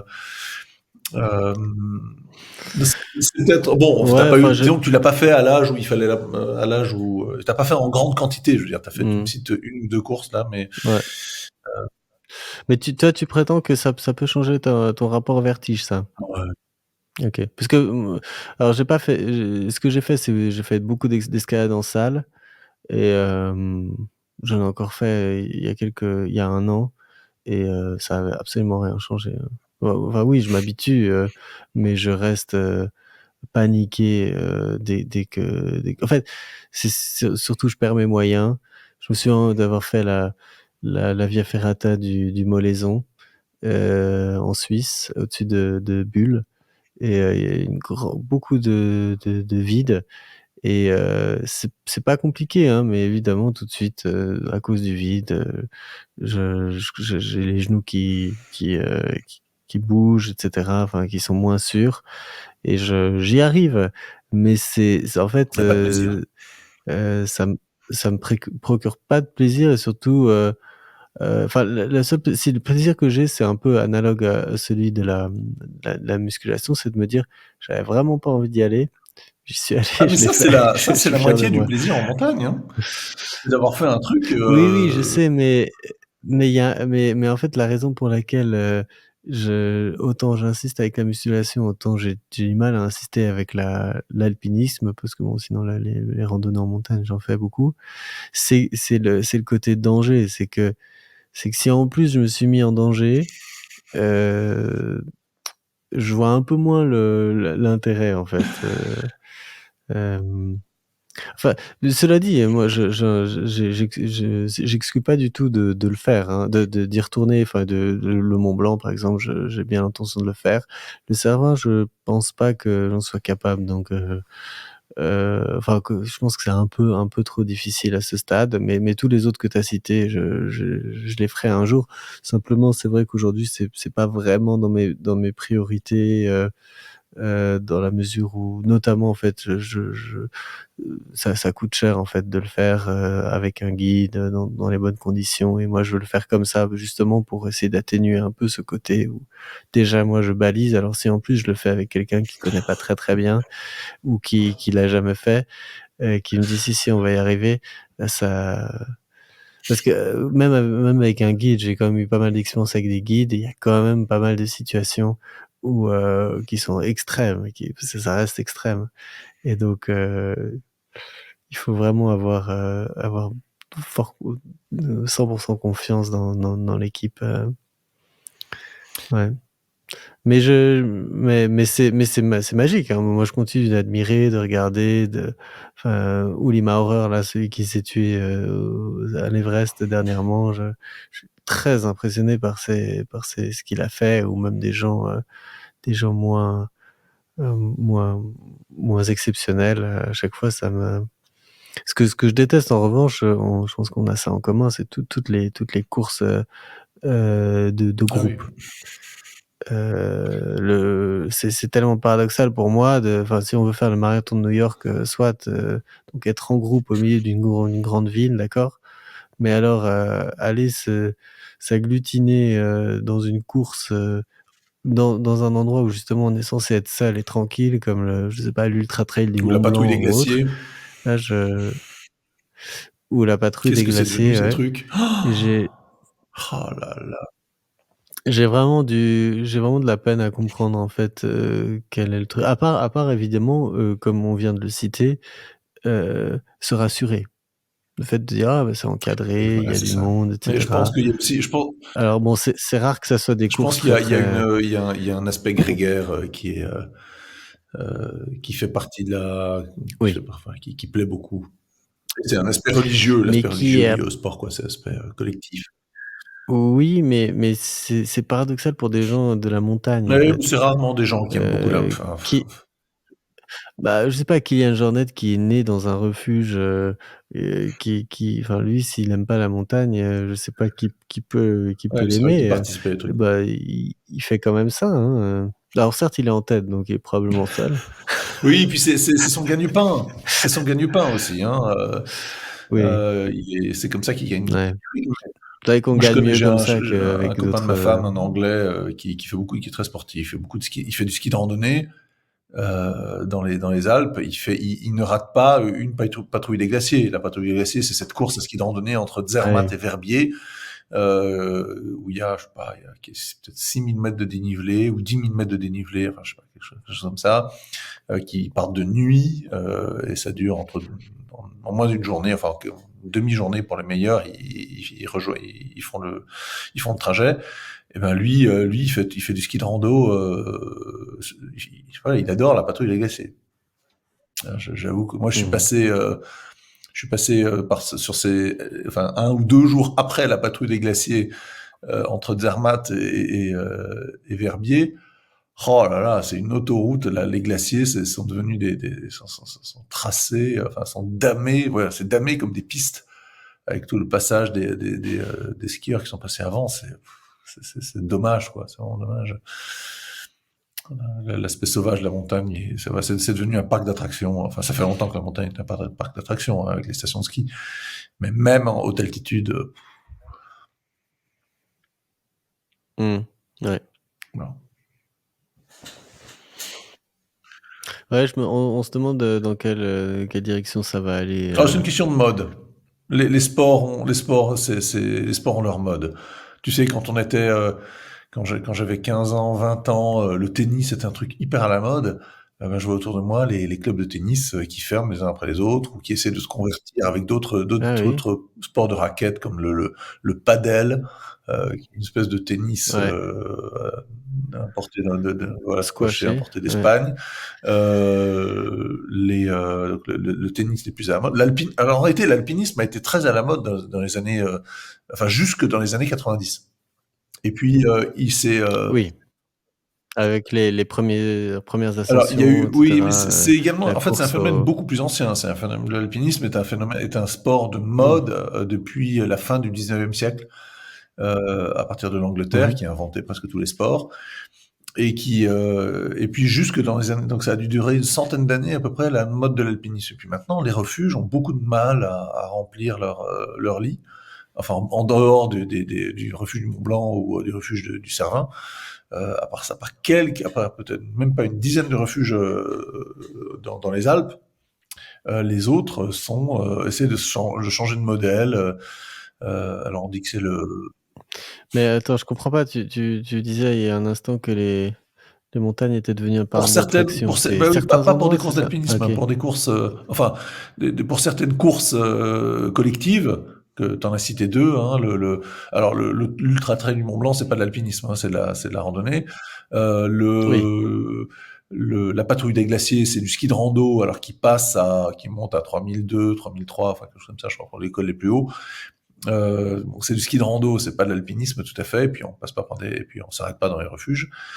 Ensuite, il reste quelques refuges, des courses, des camps de base, si tu veux, des points de départ de courses d'alpinisme. Il en reste quelques-uns dans les Alpes qui sont très fréquentés, autour du Mont Blanc, autour du Cervin, Mont Rose, enfin les grands sommets pas trop difficiles. Et puis ailleurs, c'est plus du tout à la mode. Dans l'Oisans, que je connais bien, OK. dans les Hautes-Alpes et l'Isère, dans le parc national des Écrins, les refuges, ben, quand j'avais 15-20 ans, il fallait réserver 2 mois à l'avance l'été. Aujourd'hui, tu te pointes, t'appelles le matin pour le soir et t'as de la place. Les gens ne vont plus, les gens montent beaucoup moins en Ah montagne. OK. Alors ils font de l'escalade sur des voies qui sont déjà tracées. Ils font du trail. Ils Ouais, font de la via ferrata. Donc tous les machins qui sont bien balisés. Mais dès que l'aventure commence ouais. un peu, les gens flippent et ils sont plus là. Plus du tout le Ouais, même ce risque. qui est Plus là, normal. pardon? Ce qui je trouve assez rationnel, oui. Ils ont raison parce que C'était pas sinon, tellement le cas autrefois. Il y avait un goût pour l'aventure, enfin, en tout cas en montagne. Je dis pas que ce goût de l'aventure a disparu, il s'exprime autrement, mais mmh il trouvait un champ d'application en montagne, en haute montagne, et qui passionne beaucoup moins aujourd'hui, en tout cas qui admire, par exemple, dans les années 80, Paris Match faisait des numéros spéciaux sur des exploits, les gars qui enchaînaient les trois grandes faces nord des Alpes, les sommets dans l'Himalaya. Maintenant, plus personne, enfin ça n'intéresse plus personne, pas du tout les journalistes. Ce genre d'exploit-là, on Ah parle de oui, Kylian Jornet, on parle ouais. donc de gars qui font des exploits purement sportifs, des records de vitesse. Ah, pardon, tout à l'heure, j'ai parlé de Uli Maurer qui est président de la confédération. Je voulais dire Oui, Uli c'est ça, je me Steck. disais bien. Ça me disait ça, je me souvenais pas, je me souvenais que Excusez-moi, ça commençait par Ouli, mais entre entre s entre suisse allemand, je me suis tout à coup, Uli Steck, trompé, oui, qui est mort, mais il est pas mort à l'Everest, lui. ouais. Si, je crois qu'il est mort ou au K2, enfin bref, dans l'Himalaya, il s'entraînait en plus, c'était juste sur une petite sortie d'acclimatation, et il a glissé et puis, lui qui avait le pied si sûr soi-disant, je sais, ouais, c'est intéressant ce que tu dis parce que pour moi, alors oui, je suis conscient qu'il y avait une folie, dans justement jusqu'aux années, 90 comme tu disais, heu, mais qu'avec justement les reportages, enfin et les caméras embarquées qui deviennent incroyables de nos jours, c'est revenu en un sens, avec Red Bull, avec, YouTube et cetera. Hem, mais peut-être que moi je suis ciblé parce que j'habite en Suisse, parce qu'en plus, c'est des choses qui m'intéressent, que ça soit en ski ou autre, je suis assez admiratif. Ouais. Mais, je suis curieux de savoir dans quel sens, ça va évoluer, Bah, tout écoute, ça. on est encore assez jeune Ce qui est certain, c'est pour voir que ces modes changer, je pense, et ouais. on verra je pense qu'on verra ces sports. Regarde, souviens-toi, quand j'avais 20-25 ans, j'étais étudiant à Paris et il y avait tous les dimanches soirs la moitié des boulevards de Paris qui étaient stoppés par les gars qui sortent ces groupes qui sortaient en roller là, qui traversaient Paris en roller. Donc t'avais 1000 ou Ouais. 2000 rollers qui traversaient Paris. Ouais, le rando Les roller là. rando rollers, ouais, c'est ça. Ça a disparu. Tu es sûr? Parce que moi je l'ai encore En vu tout il y cas, a c'est pas pas si du longtemps ça, que ça, ou hein. alors il y a plus du ah oui, Je sais pas quels sont les ah oui, je volumes, pense que hein, c'est mais, et d'ailleurs, c'est intéressant que tu en parles parce que j'ai l'impression que les patins en ligne, justement, sont de retour. J'ai l'impression que parce qu'en fait, comme, ce qui est à la mode en ce moment, c'est tout ce qui vient des années 90. Heu, tout se qualifie donc y compris ça et je serais pas surpris que ça fasse un peu un retour. Mais je suis d'accord avec toi que la trottinette a largement supplanté les patins, oui. Ça, c'est une certitude, ouais. Moi, quand j'étais petit, je me lamentais du fait qu'il y avait pas de trottinette, qu'il y avait aucun choix dans les magasins et cetera et puis effectivement, les choses ont énormément changé, pas seulement avec l'électrification, mais déjà avant, et c'était très pas évident de comprendre, ce qui s'est passé derrière. Ouais, rando roller, oui, ça a l'air d'exister encore, ouais. Mais la question, c'est de savoir quels sont les volumes par rapport au voilà, la fréquentation par rapport aux années Ouais, 90, hein. je vois des photos, ça a pas l'air, ouais, c'est plus la même chose, hein. Il doit rester quelques Mmh. fanats, des vieux sans doute de mon âge, qui font ça. Ah oui, oui, peut-être, ouais. Moi, je l'ai jamais fait, hein, mais Ouais. je pestais d'ailleurs. J'étais à scooter et je pestais contre les gens quand ils bloquaient Ah les oui. boulevards. Alors pour la musculation, tu m'as pas parlé de cardio. Ça, c'est un vrai débat, tu sais? Non, en fait, moi, je ne fais pas de cardio. Est-ce qu'il faudrait que j'en fasse? Peut-être, mais il y a pas mal d'études qui montrent, en fait, que c'est pas si, indispensable, que ça. Alors ça, c'est une activité que font beaucoup les femmes, hem, mais en fait, j'ai découvert que quand on fait de la musculation, on est vachement essoufflé. Enfin, le cœur, enfin, quand on soulève des poids lourds, en fait, on est très vite essoufflé de la même manière que si on courait. Alors je sais pas exactement la même chose, mais il semblerait qu'il y ait pas énormément de pour moi le cardio c'est déjà quelque chose d'intéressant, peut-être pour se préparer à des exercices, particuliers, à des exploits ou à des courses, mais en réalité c'est, contrairement à, heu ouais, la musculation aussi, on peut se blesser si on abuse, mais j'ai l'impression que c'est plus facile d'abuser de cardio et alors, s'abîmer les genoux ou des choses comme ça, avec tous les gens Mais la qui course à sont, pied. accros, à la course à pied, oui et donc ça, c'est quand même quelque chose qu'on observe et puis surtout, moi, ce qui m'intéresse pas trop dans la course à pied, c'est que tous les gens que je vois, ils ont vraiment des physiques très, très moyens. Et donc je me dis: «Bah, quel est l'intérêt en fait?» Si c'est de courir vite, si on garde sa bedaine, on reste, comme ça, enfin c'est ça n'a et puis en plus il y a même pas de il y a même pas vraiment d'alignement dans le sens où les gens qui font de la course à pied commencent à se ressembler. Parce qu'en réalité la course à pied, il suffit de s'arrêter pour regarder une course, le marathon de New York ou autre pour, s'apercevoir que tout le monde, enfin, quasiment tout le monde a une manière différente de courir. Il y en a qui posent pas le talon, qui courent que sur la pointe des pieds, puis il y en a qui courent bizarrement, mais bon, visiblement, ça les empêche pas de terminer la course. Et donc, en fait, il y a un peu un côté, enfin, de la même manière que les gens marchent de façon différente, les gens courent de façon différente. Et j'ai l'impression que enfin, bon, je vais pas dire que la musculation permet une uniformisation, mais parce qu'évidemment, il y a différents physiques, mais j'ai l'impression que il y a la transformation, elle est plus grande et je suis pas le seul à considérer que le cardio est en fait pas indispensable, enfin, notamment si par ailleurs on est habitué à, je sais pas, grimper les escaliers, marcher, faire de la montagne et Bah, d'autres il y a choses un comme grand ça. débat sur les Moi, je sports m'en d'endurance, hein. Il paraît que ce sont des sports qui sont terribles par exemple les niveaux de testostérone. Ah oui? Ouais, ouais. OK. Et puis en même temps, en fait, l'endurance, enfin, j'évoquais tout à l'heure la nécessité.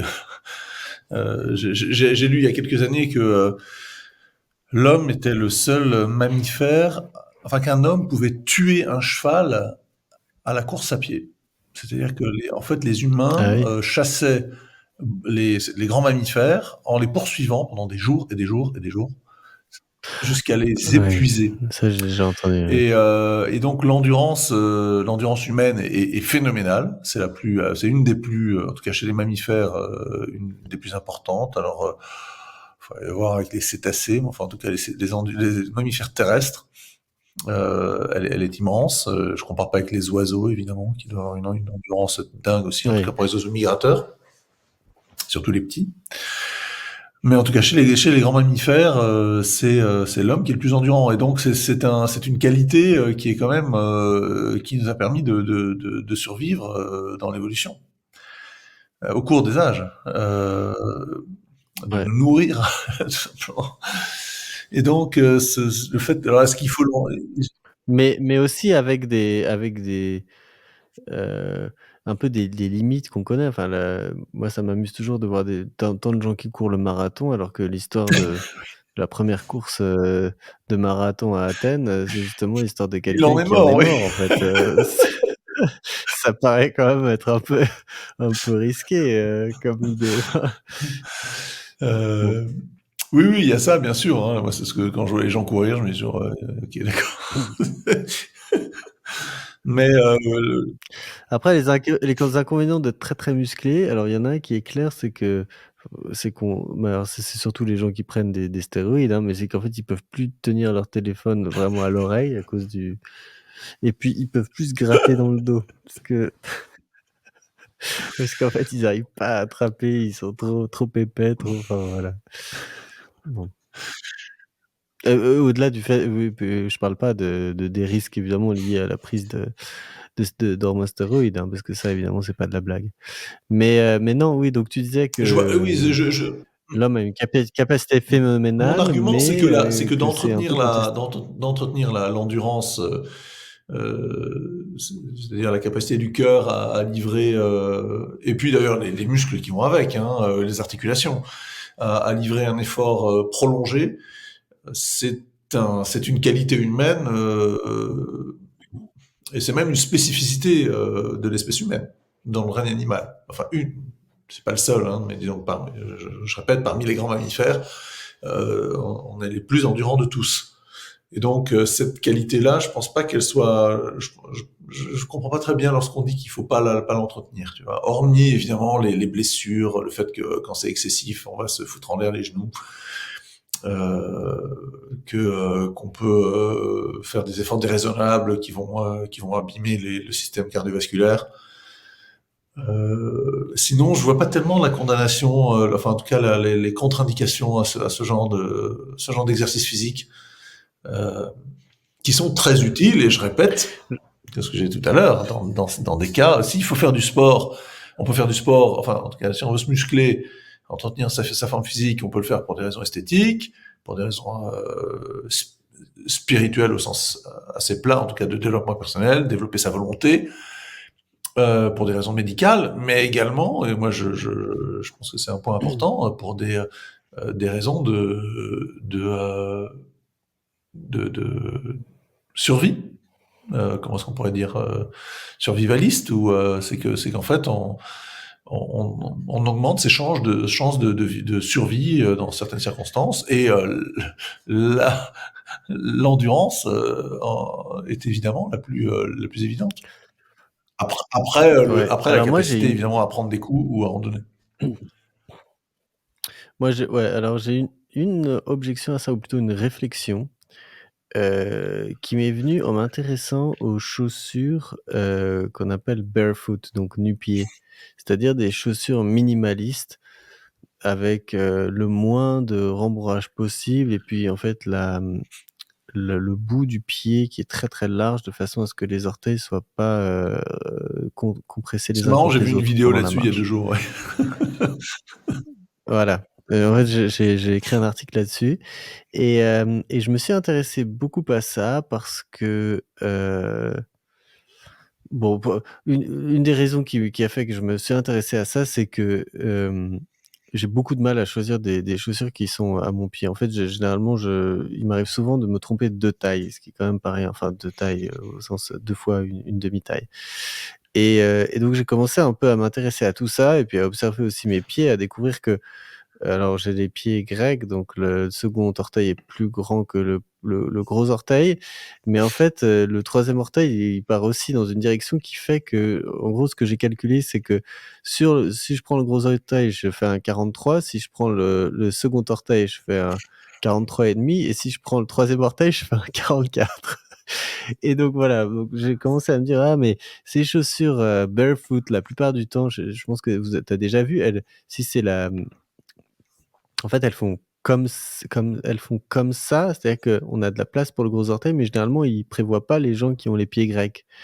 Et je me suis dit: «Ah mais en fait, c'est une big idea tout ça». C'est-à-dire que les gens, ils le voient, ils se disent: «Ah mais bon Dieu, oui, c'est bien sûr, les chaussures barefoot, c'est la solution». En plus, ça coûte super cher, alors que ça devrait coûter moins cher à produire vu qu'il y a moins de matière, moins de rembourrage. Mais ça coûte très, très cher et puis surtout, c'est à chaque fois fondé sur des idées qui sont un peu pseudo-scientifiques. Mais, heu, par ailleurs, je me suis quand même interrogé sur, la ques pourquoi est-ce qu'on porte, des semelles? Enfin, pourquoi est-ce qu'on porte notamment c'est très courant de porter des talons, d'ailleurs beaucoup de médecins recommandent de porter des talons et puis inversement, quand on voit avec les enfants, on dit qu'il faut des chaussures, soit qui les protègent beaucoup, même des chaussures montantes, même l'été ou alors, au contraire d'avoir des chaussures qui sont, très, très molles, pour qu'ils puissent se muscler. On entend en fait les 2, donc il y a le côté, nature et puis le côté j'ai appelé culture, au sens où, voilà, on toutes les améliorations qu'on peut apporter, à ça et je pense que tu as dû suivre, ce qui s'est passé ces derniers temps avec les chaussures Nike, pour les marathoniens qui ont été interdites parce qu'ils ont mis une espèce de tige à l'intérieur qui fait qu'elles sont tellement, elles aident tellement à la course à pied qu'on a réussi à battre, je crois, le record des 2 heures pour le marathon, ce qu'on pensait être impossible et puis, en fait, maintenant on dit: «Non, mais ces chaussures, oui, vous pouvez courir en moins de 2 heures avec ces chaussures, mais c'est pas, ça compte pas». Et donc, ça nous amène à ton histoire à la question de savoir, l'exercice physique, l'endurance et cetera. Est-ce que c'est bon et quel est le juste milieu? Moi, je pense que ce juste milieu, en fait, il est sacrément déplacé par le fait qu'aujourd'hui, on a tout un tas d'équipements qui sont extrêmement sophistiqués et qui nous permet justement de, mmh d'aller beaucoup plus loin, en fait, que ce qu'on aurait pu faire à pieds nus. Non seulement Pas seulement parce qu'on se blesse, mais aussi parce qu'on est aidé. Je me souviens avoir, à l'époque où les chaussures, barefoot de nu-pieds n'existaient pas, je me souviens une paire de Ben Simon qui en fait sont l'équivalent, mais beaucoup moins cher, extrêmement, rudimentaires et je me souviens, j'étais en Russie et je les utilisais pour visiter la ville à pied et j'avais mal aux pieds, mais c'était horrible en fait, c'était extrêmement plate, extrêmement inconfortable et en fait, je me suis aperçu et je pense que les gens qui sont plus âgés, et qui font beaucoup de visites en ville, généralement, en fait, ont des baskets qui sont, hyper rembourrées, hyper adaptées. Parce qu'effectivement, c'est douloureux, enfin le corps nous dit très rapidement, que là, on exagère, en fait.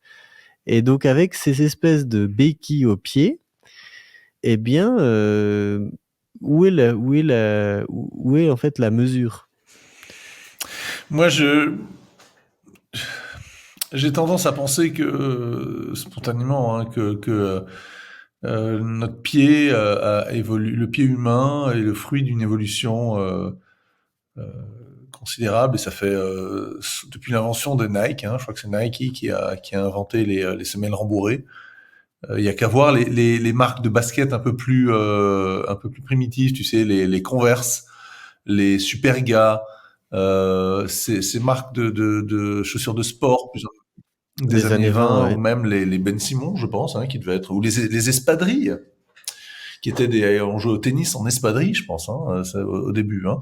Bah, c'était des chaussures plates, il n'y avait pas de talons, il n'y avait pas de rembourrage, et donc c'est très récemment que le pied humain et donc tous les cartilages et les os et les tendons qui sont faits en fait pour marcher pieds nus, ont cessé de fonctionner, d'être utilisés. Ce qui fait que quand tu marches maintenant avec des vêtements pendant des Ah heures, t'as oui? mal parce que tes pieds sont plus du tout habitués à ça. Et qu'il faut. Et Moi, j'y j'ai un crois pas cousin, trop parce que j'ai un tu cousin regardes qui courait, ouais. qui habitait Séoul et qui courait pieds nus, qui faisait du jogging pieds nus à Séoul. Et il adorait ça. Alors je lui ai dit, il me disait oui évidemment je peux pas le faire à Paris parce que Séoul c'est très propre. Donc je vais pas avoir un morceau de verre sur lequel je vais m'ouvrir le pied, enfin voilà. Et puis en même temps, ça te force à regarder où tu poses le pied aussi. Donc ça te bon.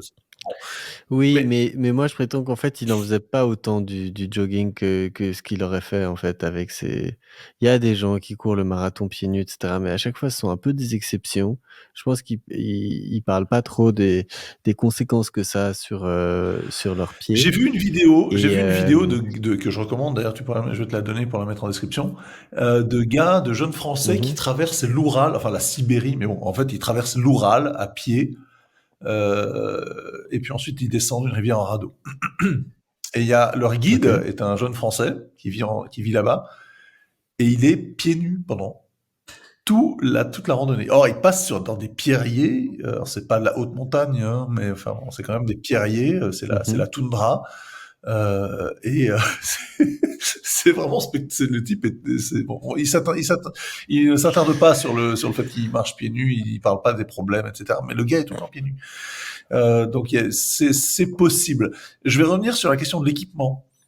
Euh, on fête en ce moment, enfin en 2021 et jusqu'à 2023, dans les milieux de l'alpinisme, la disparition de Mallory, qui est probablement le George Mallory, qui était probablement peut-être le premier vainqueur de l'Everest. En tout cas, il n'en est pas revenu, donc on ne sait pas. Mais on a retrouvé son corps il y a quelques années dans la face nord de l'Everest. Et ça m'a permis de me pencher pencher sur l'équipement qu'avaient ces gens dans les années 20, ces alpinistes dans les années 20. Ben en fait, l'équipement de l'époque, hormis les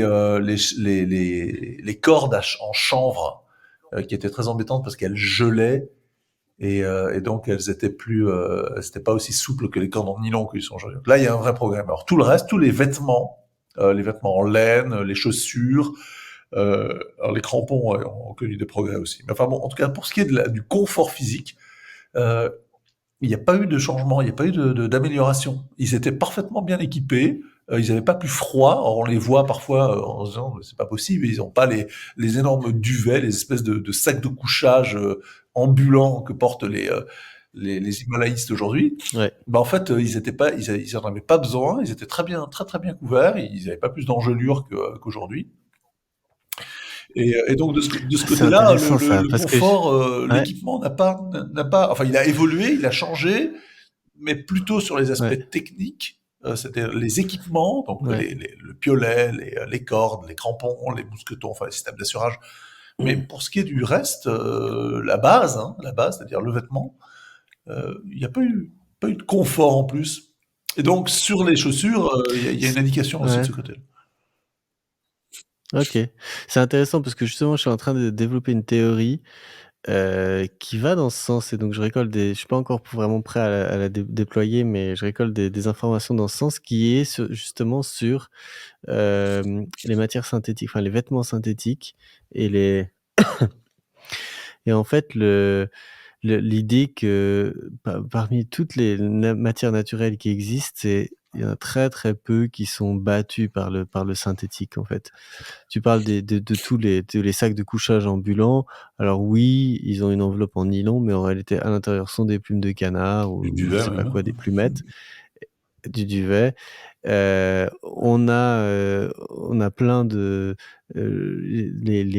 les gants, en fait, de ski, très souvent, ils sont en matière synthétique, mais en réalité, quand on arrive à une catégorie supérieure de gants, ils sont en cuir. D'ailleurs, ils ont très souvent ils ont toujours la paume en cuir de chèvre parce que c'est moins cher, mais n'importe quel cuir, peut servir et en fait, on n'arrive pas à faire quelque chose qui soit vraiment aussi bien.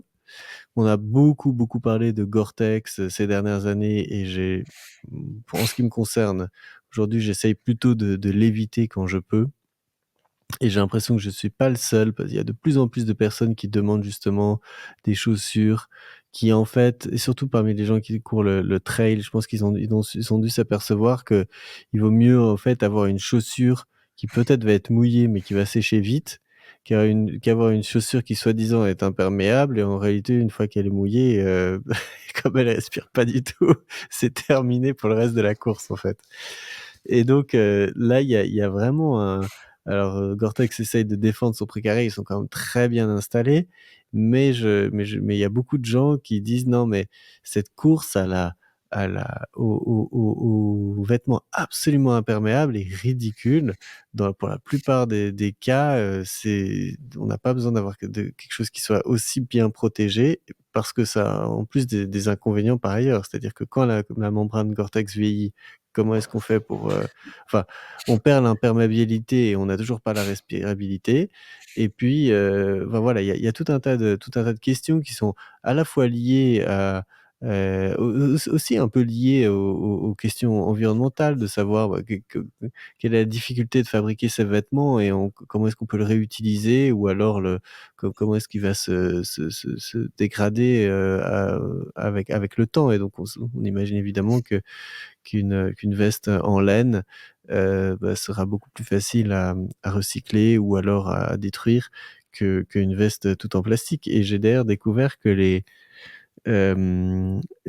Autrichiens, là, il y a une marque autrichienne qui est spécialisée dans les vêtements, enfin dans les Les manteaux Loden. en laine. C'est une laine voilà, Loden, c'est ça exactement, Loden.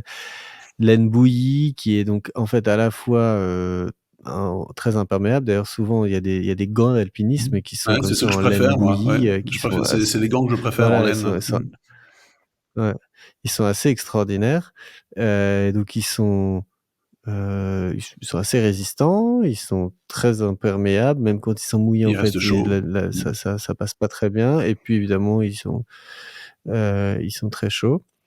Et c'est assez fascinant tout ça et donc c'est l'Oden ils ont construit récemment, je sais pas quelle est la s'ils en vendent beaucoup, hein, mais ça ressemble à une veste de ski technique avec, toutes les poches machin, enfin la coupe elle est complètement, moderne, mais la matière est en laine en fait, un peu comme on verrait, je sais pas il y a aussi certains modèles un peu luxueux de doudounes avec du duvet à l'intérieur comme, pas Canada Goose, mais un peu un équivalent pour lequel ils utilisent un tissu extérieur en laine, souvent ça va être un peu du cachemire, mais ça a un aspect luxueux, mais en réalité, en termes de résistance à l'eau, c'est pas ridicule et donc évidemment, quand on va être complètement sec, oui, on peut se mettre un plastique, un poncho sur la tête, mais ça n'a pas beaucoup de sens pour la plupart des cas et donc en fait, entre le cuir, la laine, même la peau de mouton,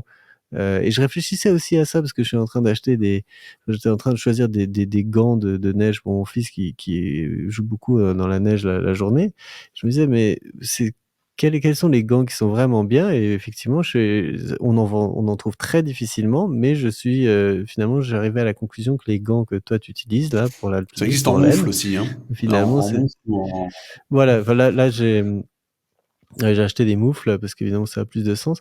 C'est en fait, vraiment une matière très intelligente, et donc il y a beaucoup et ça m'étonne pas que toi en ayant regardé les exploits des alpinistes, tu dises que c'était pas si difficile pour eux les conditions parce que justement c'est toutes ces choses-là, il y a eu beaucoup de fausses promesses, de faux espoirs liés à des nouvelles technologies, enfin des nouveaux tissus, qui en réalité n'étaient pas si, extraordinaires que ça rétrospectivement.